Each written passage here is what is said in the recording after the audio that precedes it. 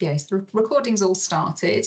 We're going to kick off with Nikki. She's going to give you a brief overview of the skills platform and the Volunteering for Health project, and then Hannah and I will walk you through the platform itself.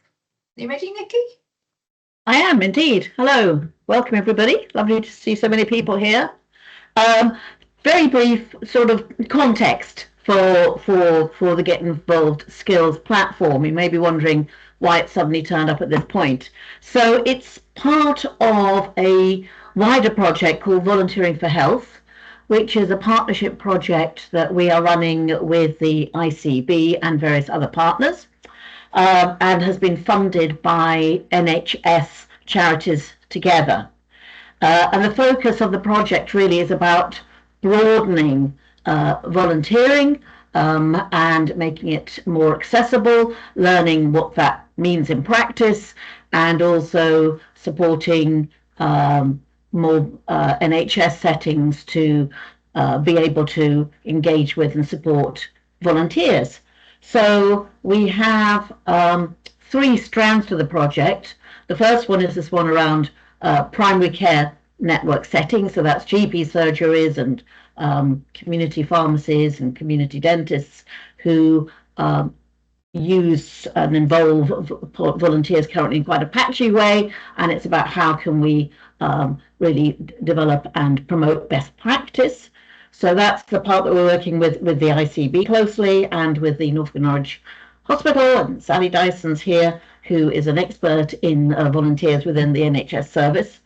Then we have a separate strand which is about working with grassroots VCSE organisations who have experience of supporting adults with certain experiencing certain health inequalities, and so we are working with them through the Get Involved Innovation Fund to develop learning about how that works well, and we've just agreed the first 5 grants for those organisations, and we will be sharing the learning with everybody as that project progresses. And then the final strand really is about this new platform, and the funding was to support the sort of upskilling of volunteers and of those in organisations that manage and support volunteers, whether they're paid or unpaid. So it provided us with an opportunity to develop the Get Involved Norfolk website, to have this sort of extension that's about promoting training and development opportunities. Many thanks to Hannah and Laura from Voluntary Norfolk, who have worked really hard behind the scenes to work with our software developers to create this platform, and have started to populate it. And until now, it's been reliant on them to do the population of an uploading of information, but we're now in a position where we can open it out to everybody. So just to also mention that as part of that funding, we've been able to install on Get Involved Skills and Get Involved Norfolk the new Recite Me access toolbar, which is a way of enabling more and more people to be able to read and access the information on there in a way that suits them. So we're hoping that that will be well used and useful, and are looking for any feedback about that as we go on. So I'm handing over to Hannah and Laura, who will explain the sort of details of what's involved and how you can upload your training or search for opportunities. Thank you, Nikki. Just bear with me while I share my screen, so hope this works. So hopefully everyone can see that on their screen. Do let me know if you can't. So hopefully lots of you will be familiar with Get Involved Norfolk, where organisations can recruit volunteers, and that platform has been now going for 3 years, and that's been a great success, and we wanted to use that as a template for the skills platform. So this is what the homepage of skills currently looks like when you first get to it, and you'll see it does look very similar to Get Involved Norfolk. you can see there's different sections for training for volunteers, training for organisations, and then e-learning, although lots of those will overlap. So there's lots of different ways that you can access all the different training on the site. There's a clear section of how you can add training. We'll be adding news, things like blog posts, any other training opportunities that may not fit exactly with like as you can see here, there was about different courses that were on offer. You've then got recently added training, and then right down the bottom, we've got an agenda. So we've got a way that you can see the upcoming training that's on scheduled days. So another way to access the training is across here in the bar at the top. So I'm just going to go through the different types of training that we can currently have on the site. We've tried to make it as user-friendly and easy as possible. So you have one option for training for organisations, and it's exactly the same process for training for organisations as it is for volunteers. And then you customise that depending on what your training looks like. So the first example we've got is a scheduled training. So this would be something that's happening on a set date and a set time. So as you can see, you have a quick summary, a detailed description of what's in it. We're open to people putting on training that can be paid and not paid for. Really great if you can provide a discounted rate for VCSEs. And then if it's got a date, it will then show up in those agendas. So that, and when you look on all training, again, that will show, and it shows on the map there. A lot of the training we've got currently on the site, it's that me and Laura have been working on populating, is e-learning. So for these are already other external providers that have got e-learning available. It shows that people can go at any time. They can complete these within their own time, not a specified date. And when they join, they will then just get sent the external link to that training. So that's that one. We've also got the option that we can embed and upload the training on separate pages within Get Involved. So this is really good if, for example, a recorded webinar, which has already happened, but you want people to be able to access, but you want you to be able to track who has accessed it and how they've got to it. So, for example, the ICB had done some really great training for volunteers, such as this movement and handling in care one. And when the person signed up to it, they would then be sent the link to access the embedded file, which I can't get to because how do I move my little bar? There we go. And then, as you can see, we can embed videos either on YouTube or other providers onto the site so that you can access it from there. And those are hidden pages, so they would only be able to access that link if they have signed up via the site. So it's a really great way that you can track who has accessed your training rather than just looking at YouTube videos. You can actually track that, and then the person who's completed it can upload that to their profile. And then the final type that we have got on there is, which now disappeared, is unscheduled training. So we know that a lot of organisations offer training, but they don't necessarily provide specified dates. They kind of operate on an as and when basis. So they will organise training depending on when they've got the right amount of numbers. It will be bespoke to an organisation. So, for example, this one here is caring for prison leavers. So it says that they can provide an online session or an in-person session. And then what you would do is get in touch with them if you're interested. So if you've got training that maybe doesn't have a set date, it's a really great one to put on there, and people can then message you directly through the site. There's also the function on the site to set up like a bespoke form to collect certain information. So if you wanted to ask how many people it was for, a budget, if they wanted it online or in person, you can collect all that information on a form, embed that within your message, and then that will all sit on the site for you, so you don't have to do that on a separate site. So that's basically an overview of the different types of training. And as I say, they all operate off making it in one form, so you don't have to make all those decisions and think, oh, which one am I doing? So Laura's going to go through and just show you that process now in a different window. There we go. Fabulous, thank you, Caroline. So we've gone through the different types of training there are, and now we're just going to briefly show you how to add training. For those of you that use Get Involved Norfolk, it's very similar, so you'll see a lot of similarities in that process, and your login will also work on Get Involved Skills. What you will have to do is log in to Get Involved Skills first, so it brings your data across, and then create your organisation. The reason why we haven't duplicated organisations is because we're very aware that the people that are uploading training compared to those that are recruiting volunteers are different members of your organisation, and obviously the data for those is very different, and we don't want to get any of you or us into trouble over like GDPR. So you do have to create a new organisation, but your logins will work, so you won't need to duplicate on those. So once you've created your organisation, your dashboard will look very similar to this. Obviously, if you've picked images, then you'll have those on there. You can either select trainings on the left-hand side, so this is your menu of options, or you can click on the add training.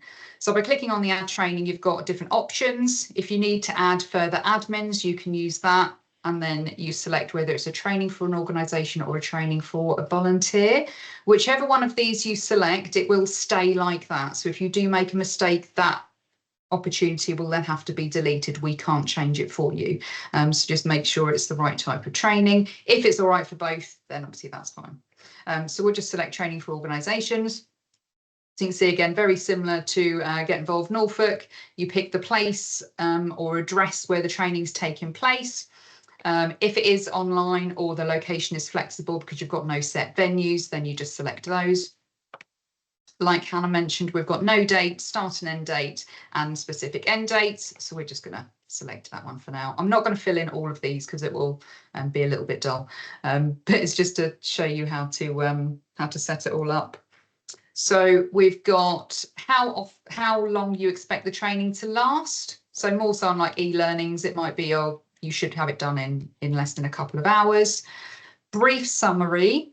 This summary is what is going to be seen when people are scrolling the opportunities. So something really engaging, something to get them sort of continue reading. Any further information you can add in the detailed description. And what we've done with all of the trainings on the platform is we've given a template of what things to include. So it will be things like, who is the training for? So it might be that you want to put it's for volunteers, but you need to have done this sort of pre-training first, or it's for anybody. You can pop that in there. What the course is about, so what it entails, how much it is cost-wise. There is another box for cost as well, but put it in as many places as you can, especially if there is a cost with it.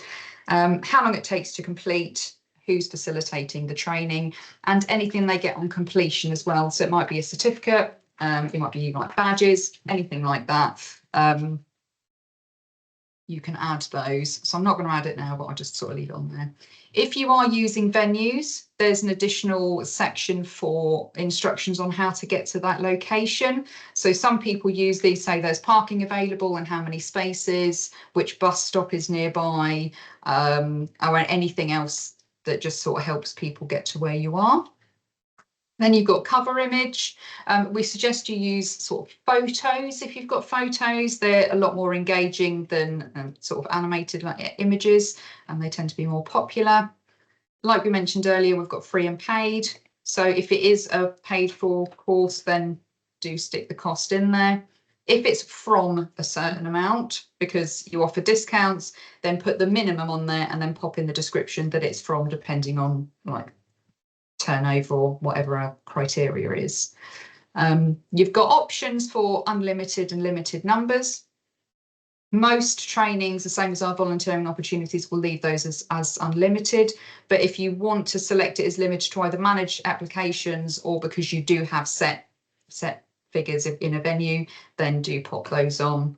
And then we've got the apply and RSVP. Again, most people just leave it as apply.